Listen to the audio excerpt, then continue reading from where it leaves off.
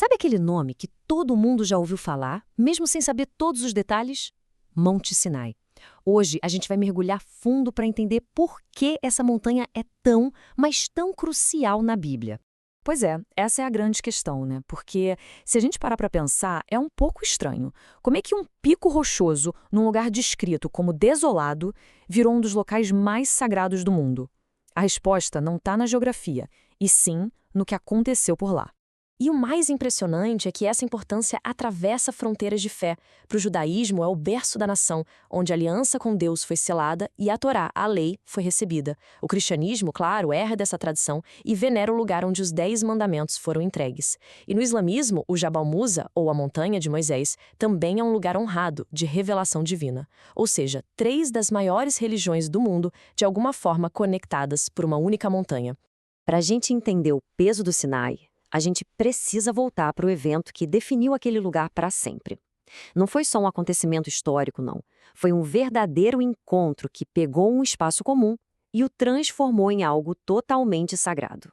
E esse processo tem até nome. Um estudioso das religiões chamado Mircea Eliade chamou de hierofania, que é basicamente a manifestação do sagrado. Um bom exemplo é a sarça ardente. Pensa num arbusto comum, é só matéria. Se pegar fogo, queima e vira cinza, fim. Mas a sarça que Moisés viu lá no Sinai, bom, era outra história. Ela ardia, mas não se consumia. Virou um fenômeno, um sinal do divino que transformou todo o espaço ao redor.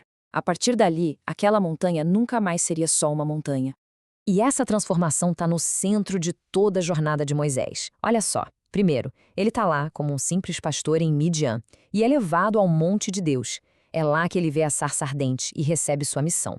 Anos depois, após liderar o êxodo do Egito, para onde ele guia o povo todo, de volta para essa mesmíssima montanha. E é lá, no topo, que ele sobe para receber as leis que mudariam a história. Certo, mas o que exatamente ele recebeu lá em cima? Não foi só um conjunto de regrinhas religiosas, foi, na prática, o documento de fundação de uma nação inteira. Essa frase aqui resume a ideia perfeitamente. A lei definiu como os israelitas deveriam viver, comer, resolver suas disputas e adorar a Deus. Mais do que isso, ela criou uma identidade única para eles, diferenciando-os de todos os outros povos da época. Mas agora vem um detalhe que, olha, pouca gente sabe. A imagem clássica é o Moisés com as 2 tábuas de pedra, certo? 10 mandamentos. Só que, segundo a tradição judaica, o pacote completo era bem maior. O número total de preceitos, ou mitzvot, que foi recebido foi 613. E não é só o número que muda, tem uma diferença fundamental entre eles. Pensa assim, os 10 mandamentos são a base moral, o núcleo do pacto. Violar um deles é algo muito grave que não se resolve com um simples ritual. Já os outros 603 formavam um código de leis civis e religiosas bem detalhado, em que as transgressões podiam ser reparadas com os sacrifícios, por exemplo. Era basicamente um manual de instruções para essa nova nação. Mas a revelação no Sinai pode ter sido ainda mais profunda. De acordo com algumas tradições místicas, a lei escrita era só a camada de fora de algo muito mais misterioso que também foi transmitido naquele dia. É aqui que entra a Cabala. O próprio nome já dá uma pista. Em hebraico significa recebimento, ou aquilo que foi recebido. É a vertente mística do judaísmo que busca desvendar os significados ocultos por trás das palavras da Torá. Então, segundo essa visão, a revelação no Sinai teve 2 dimensões. Tinha a lei visível, que organizava a vida pública do povo, e tinha também a sabedoria oculta, que guiava a jornada espiritual de cada um. As 2 coisas teriam sido recebidas por Moisés lá no topo da montanha. Pensadores mais modernos também olharam para o Sinai de outras formas. Para o filósofo Martin Buber, o mais importante não foi a entrega das leis, mas a criação de uma relação direta, um diálogo, eu-tu, entre o divino e a comunidade. Já para Abraham Heschel, a revelação foi o encontro em si, e a Torá é a nossa interpretação humana desse momento incrível. Na visão dele, a história toda revela que Deus está à procura do ser humano. Ok, tudo isso é fascinante, mas nos leva a uma pergunta bem prática, e que se tornou um dos maiores mistérios da arqueologia bíblica.